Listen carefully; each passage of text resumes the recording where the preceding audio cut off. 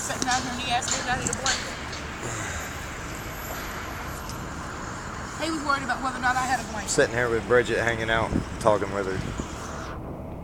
You know, the guy's got a heart of gold.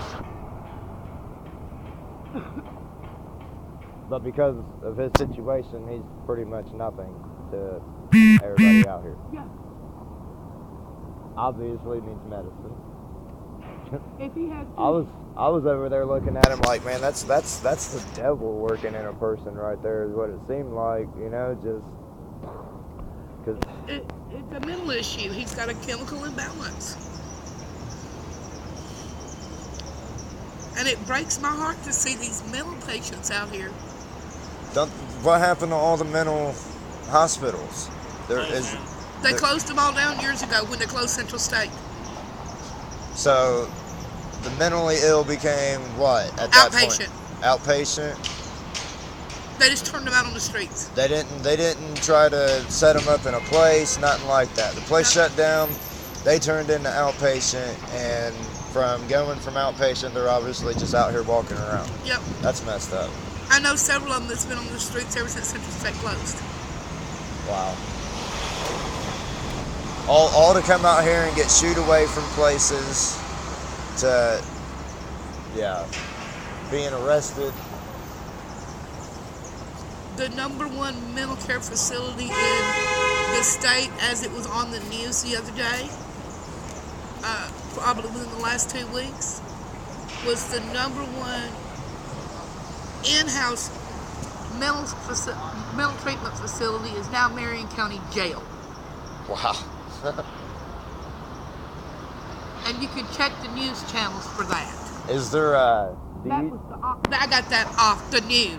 Do you know people who have committed crimes just to be able to stay in jail? Yes, I do. What kind of small stuff happens to get in jail? Because obviously I wouldn't think you'd want to do something big to where you're locked in jail for a long time, you know? I know one gentleman, I don't even know his name, I just know his face. He's got so many shoplifting charges. Every time he gets caught shoplifting, he can steal a candy bar. Yeah. And it's an automatic 6 months in jail. Okay?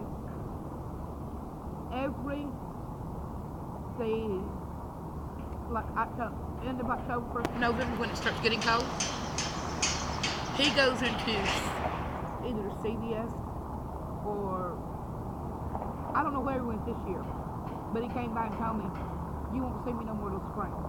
Huh. I'm going to my winter home." I said, "Okay, cool. Peace out. Good luck."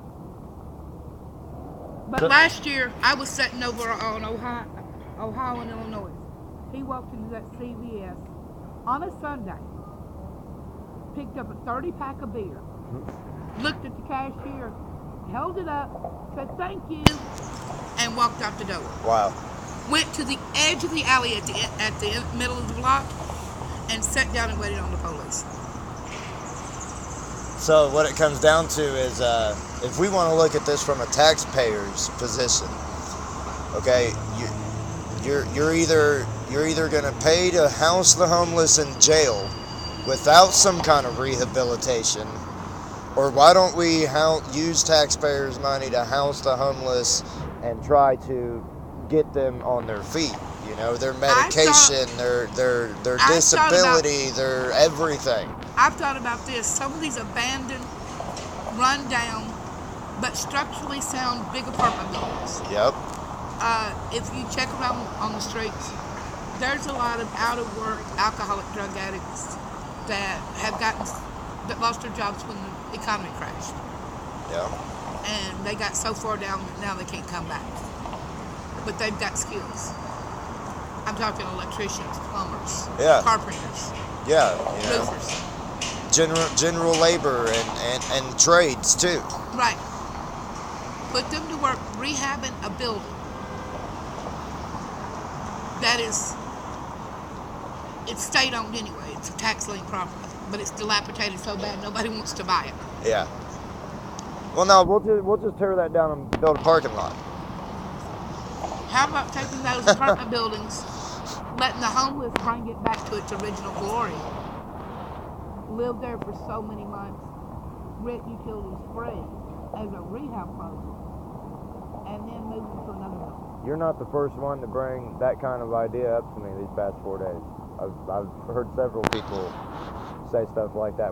And this is obvious. We've got more abandoned homes than we have homeless. That to me is ridiculous. We have more empty homes than we have homeless. How does that? Where's the connection here? Give the homeless, say, let them rehab a place. Give them 6 months in it rent-free to clean up, dry out, sober up if they've got a drug and alcohol problem. If they don't, then give them 6 months to stay clean and get a job. Yep. Then they got an address, and then they've got so much. They've got an address. They've got access to hygiene. Yep. A lot of the homeless guys that I know that can't get a job, it's because you can smell them 10 minutes before you can see them. Who's going to hire them? Yeah. I've also heard people say, some homeless people say that it seems like they can't get a job because they don't have long-term work history. When you go and tell an employer, I've been out of work for 5 months, I'm homeless, for some reason they don't want to hire them. And then at the same time, it's because they won't hire them is why they're in the situation they're in. Right.